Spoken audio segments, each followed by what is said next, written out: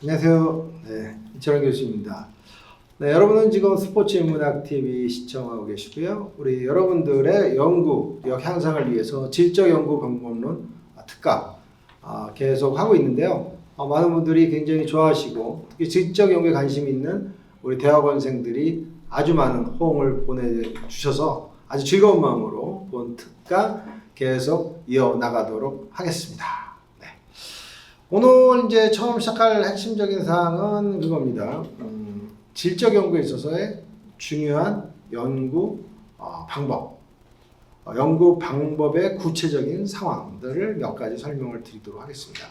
그 첫 번째가 바로 이 심층 면담입니다. 여러분들이 질적 연구 하시면서 이 심층 면담은 반드시 포함이 됩니다. 그래서 연구자가 면담을 잘하기 위한 노력은 기본적으로 계속 하셔야 되고요. 질적 연구에서 제일 중요한 자료 중에서 하나의 축을 차지하는 것이 바로 이 심층 면담입니다. In-depth 인터뷰라는 것이죠. 그래서 여러분들이 어떠한 형태의 질적 연구를 수행하든지 간에 반드시 여러분들은 이 대상자, 연구 참여자죠. 연구 참여자와의 면담은 기본 중에 기본이다. 그래서 여러분이 잘하기 위해서 여러 가지를 신경 쓰시는데 면담을 잘하기 위해서는요. 면담 참여자와 면담하는 데 있어가지고 우리의 면담 대상자가 좋아하는 장소로 면담 장소를 택하는 것이 상당히 중요합니다. 그 다음에 또 중요한 것은 바로 편하게 면담할 수 있는 그런 분위기를 조성하는 것도 상당히 중요해요. 이 가압적인 분위기에서 어떻게 좋은 질적 자료가 나올 수 있겠습니까? 그건 거의 불가능하다는 얘기죠. 그 다음에 이제 연구자가 면담을 이렇게 진행해 나가는 데 있어가지고 또 중요한 것 중에 하나가 면담의 시작을 부드럽게. 그래서 서로가 대화의 하나의 물꼬를 타야 돼요. 그러니까 저는 개인적으로 제가 이제 면담을 시작하면서 굉장히 좋아하는 방식은 그겁니다. Yes라는 대답을 한 2번 정도 유도를 해요. 예를 들어서 그런 겁니다. 오늘 날씨가 너무 화창하죠. 물론 날씨 좋은 날 이제 인터뷰하면 당연히 화창한 날이니까 우리 면담 대상자가 날씨 너무 좋습니다. 이렇게 긍정의 대답을 한 2번 정도 유도를 합니다.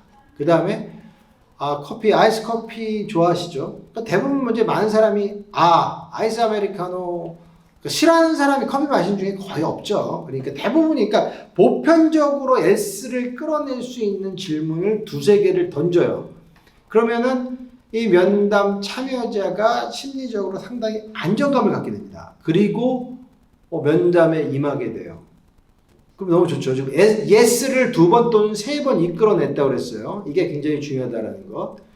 그 다음에 그 다음 단계로 넘어갈 때의 질문은 가급적이면 본론보다는 여러분들이 내 면담 대상자와 서로 관심 있는 주제 한 가지를 얘기하는 것이 좋아요.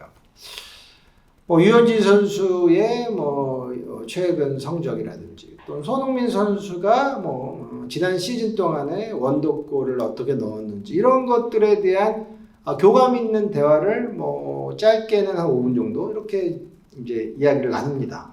그러면은 심리적인 밀접감이 상당히 높아져요. 그런 심리적 밀접도 또는 심리적인 그러한 친밀도를 뭐라고 그랬죠? 라포라고 그랬죠. 이게 상당히 올라가게 됩니다. 그러면은 면담이 그 다음 단계는 부드럽게 진행이 된다는 것이죠. 그래서 면담은 결국 질적 연구에 있어서 아주 중요한 자료 수집 과정이자 동시에 예술적 행위다라고 말씀을 드릴 수 있습니다. 여러분들이 잊어서는 안 되는 것 중에 하나가 면담은 절대 강압적 분위기에서 일어날 수 없다. 그리고 면담이라는 것은 바로 연구자의 상상력과 예술적인 능력이 상당히 많이 들어간다는 것을 반드시 기억하셔야 합니다. 그래서 저는 면담이야말로 예술적 행위다 라고 말씀을 드리고 싶습니다. 네, 그래서 이제 그 면담에는 여러 가지 형태가 있는데 그 첫 번째는 이제 우리가 이제 비구조화된 면담을 이야기해 볼 수가 있습니다. 그러니까 구조화된 면담과 비구조화된 면담의 차이는 결국 구조화라는 것은 yes 또는 no를 택하는 형태가 대표적으로 구조화된 면담이라고 얘기를 할 수가 있고요. 비구조화라는 것은 결국은 답이 없어요. 그러니까 이 개인의 경험들, 스킨스쿠버 경험, 개인의 패러글라이딩 경험 이런 것들은 yes or no가 없죠. 그렇죠. 답이 없는 개인의 주관성을 표출하는 형태의 질문과 대답으로 구성된 형태를 우리는 비구조화된 면담이다라고 이야기를 하게 됩니다. 그렇다면 비구조화된 면담은 언제 시작하게 되느냐? 이는 연구자가 현 상황이나 조직을 잘 모를 때 주로 사용하게 됩니다. 그러니까 여러분이 잊어서는 안 되는 게 우리가 많이 이야기하는 비구조화된 면담, 영어로 unstructured interview라는 개념은 연구자가 알긴 알지만 사실 몰라요. 예를 들자면 이런 거죠. 우리는 뭐 대한체육회와 같은 조직을 잘 알고는 있지만 그 내부에 어떠한 행정적인 시스템이 구성이 되고 신임 대한체육회 직원은 어떠한 과정을 통해서 좋은 직원으로 사회화되느냐 이런 연구를 한다 그러면 우리 연구자는 대한체육회를 잘 알고 있지만 지금과 같은 신입 직원이 어떻게 사회화되는지에 대해서 그 구체적이고 디테일한 것은 모를 수 있다는 것입니다. 이럴 때 쓰는 것이 뭐라고요? 바로 비구조화된 면담. 여러분들 같이 한번 읽어볼게요. 비구조화된 면담. 이거 비구조화된 면담은 그래서 그렇게 중요합니다. 질적 연구의 하나의 틀을 차지할 정도로 상당히 중요한 자료 수집 방법입니다. 근데 이제 여기서 중요한 것은 뭐냐면 연구자가 어떤 질문할 때 연구 참여자한테 푸시해서는 안 돼요. 답을 너무 강하게 요구해서도 안 돼요. 또는 야단을 쳐서도 안 됩니다. 우리가 핵심적으로 알아야 될 것 중에 하나가 면담은 단 1회에 끝나지 않는다는 것. 여러분들이 지금 슬라이드 보고 계신데요. 아주 중요한 개념이에요. 여러분들이 잘못하고 있는 질적 연구의 자료 수집 유형 중에 하나가 인터뷰를 딱 1회에 끝나는 경우입니다. 질적 연구의 핵심은 내가 자료가 됐다고 생각할 때까지 찾아가고 또 찾아가고 또 찾아가고 또 찾아가서 그래서 이걸 제가 뭐라고 설명했죠? 그렇죠. 자료의 포화성, 영어로 saturation의 개념까지 들어갈 때 자료 수집은 끝나게 됩니다. 그래서 이제 면담을 수행하면서 여러분들은 여러 가지 일을 하시게 되는데 특히 해야 될 일이 한두 가지는 아닙니다. 그 중에 가장 중요한 거를 뽑자면 면담 도중 여러분은 반드시 메모를 하셔야 합니다. 메모를. 연구자가 대화에 대한 여러 가지 시나리오도 미리 짜와야 하는 것도 상당히 중요합니다. 그래서 시나리오를 짠다라는 게 이 질문 후에 다음 질문 뭐를 던지게 되고 이것들을 큰 틀에서 머릿속으로 또는 일반적으로 그림을 그려와요. 그래서 대화가 자연스럽게 흘러가도록 끊어지지 않도록 하는 것도 연구자의 놀라운 기술이다라고 할 수가 있는 것이죠.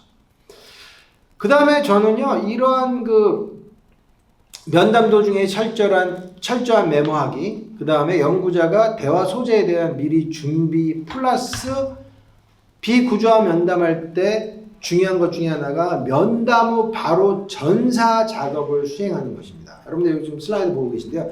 반드시 잊어서는 안 돼요. 이 면담하고 나서 그 전사 작업을 바로 하지 않고 한참 후에 하게 되면 귀찮아서 이 데이터를 다시 찾아가기가 상당히 어려워요. 그래서 인터뷰하고 나서는 그럼 바로라는 개념이 뭡니까? 저한테 질문하는데 일주일 이내에 전사를 하시는 것이 중요합니다. 그래야지 이 전사 후에 다음번 인터뷰에 대한 질문이 구성이 되는 것입니다. 누구나 귀차니즘 때문에 결국은 일주일이 지나가게 되면 좀 귀찮아졌는데 하고 자꾸 딜레이 하다 보면 오래된 자료를 보는 것을 싫어하게 되는 것이 인지상정이라고 말씀을 드릴 수가 있습니다. 네, 그 다음 면담이라는 것은, 특히 비구조화된 면담이라는 것은 무엇이냐? 바로 다른 사람의 인생의 길로 들어가는 것입니다. 다른 사람의 인생을 이해하는 것입니다. 여러분들이 면담을 한다는 것은 다른 사람을 이해하고 그 사람의 인생 한 귀퉁이를 파고 들어가는 일이기도 합니다. 여러분들 지금 이 슬라이드에 나온 케이스 스터디가 나와 있죠. 이 노리스라는 학자가 1991년도에 연구했던 것입니다. 저는 사실 이 연구를 상당히 좋아해요. 이 연구의 핵심 주제가 이겁니다.